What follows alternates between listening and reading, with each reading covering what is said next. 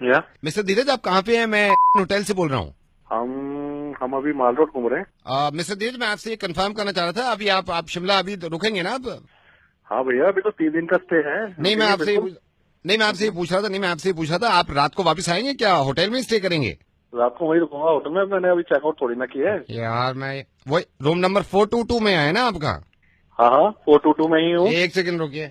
इधर आ, सुन, आप वो कह रहे हैं रात में होटल में आकर रुकेंगे, क्यों नहीं तूने रजाइया धो के रखी? Sorry sir. क्या नहीं, क्या क्या क्या, हो क्या गया? सॉरी? अब मैं उनसे बात करूं, उनसे लड़ूं मैं? हेलो। ये सर हाउस कीपिंग का बंदा है हमारे होटल का। आपके रूम अच्छा। में सुबह सुबह इसने बेडशीट हटाई होंगी, अच्छा। रजाइयां भी हटाई हैं। अब इसने रजाई धोने को डाल दी, अब स्पेयर में कोई रजाई है ही नहीं हमारे पास। क्या करें आप, वो बताएं यार। सर एक दिन के लिए बोल दो, अगर बिना रजाई की हो जाए तो। एक दिन के लिए बोल दो सर, एक दिन आप बिना रजाई के एक रात आप फैमिली के साथ स्टे कर लेना। मैं इसको कल मैं इसकी क्लास लगाऊंगा। पागल हो गया क्या तुम? क्या घर में मारेगा क्या मैं? नहीं तो सर, एक रात की बात है, सिर्फ एक रात की बात है। ठंड भी तो देख कितनी हो रही है। एक रात की बात है, बिना रजाई के कैसे रुकेंगे? बस सर यहीं पे आप रुकिएगा प्लीज। क्या नाम है आपका?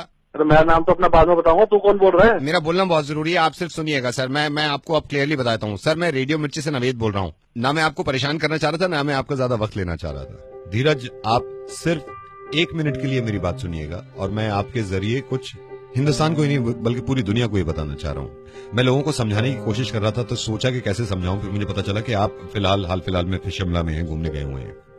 शिमला के होटल के अंदर, जो कि रूम टेम्परेचर ज्यादा नहीं होता, वहां भी बिना रजाई के एक रात गुजार नहीं सकते हम। सोचिए जरा, एक रात के लिए अगर सोते हुए हमारे ऊपर से कोई लिहाफ खींच दे या रजाई हटा दे, तो कैसी बेचैनी से रात गुजरेगी। बौखला जाएंगे हम, पागल हो जाएंगे। इस कॉल का मकसद ये है कि लोगों को पता चले कि ये हमारे लिए कितना कुछ करते हैं। आज अफसोस की बात यह है कि हनुमंत थप्पा ने दम तोड़ दिया और वो शहीद हो गए। और मैं ये सोच रहा था कि जब हनुमंत थप्पा बर्फ में फंसे हुए थे, जब उनकी सांसें चल रही थी, कुछ तो ख्याल आया होगा उन्हें अपनी बीवी के बारे में, कुछ तो सोच रहे होंगे वो अपने माँ बाप के बारे में। लेकिन उन्होंने तकलीफ उठाई, वो बेचैन रहे सिर्फ आपकी और मेरी वजह से, सिर्फ इस मुल्क की वजह से। मैं सिर्फ ये कहना चाह रहा हूं कि इनकी कुर्बानियों की कद्र करें हम, और इनकी इज्जत करा करें हम, क्योंकि इन्हीं से हैं हम।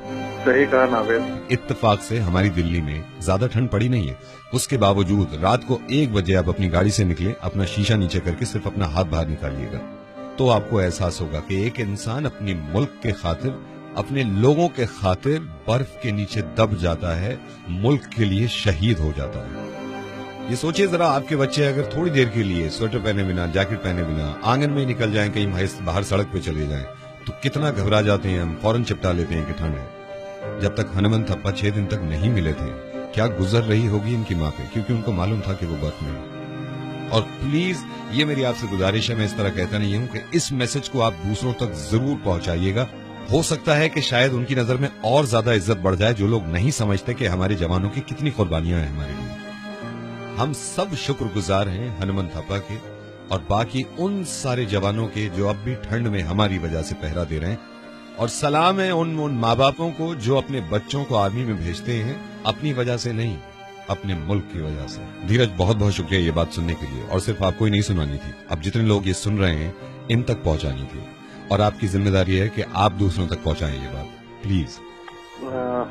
मैं सलूट करता हूँ हनुमंत थप्पा को, जिसने हम लोगों की वजह से अपनी जान दे दी और शहीद हो गया, और उनके साथ उन बाकी सोल्जर्स को भी जो उनके साथ शहीद हुए।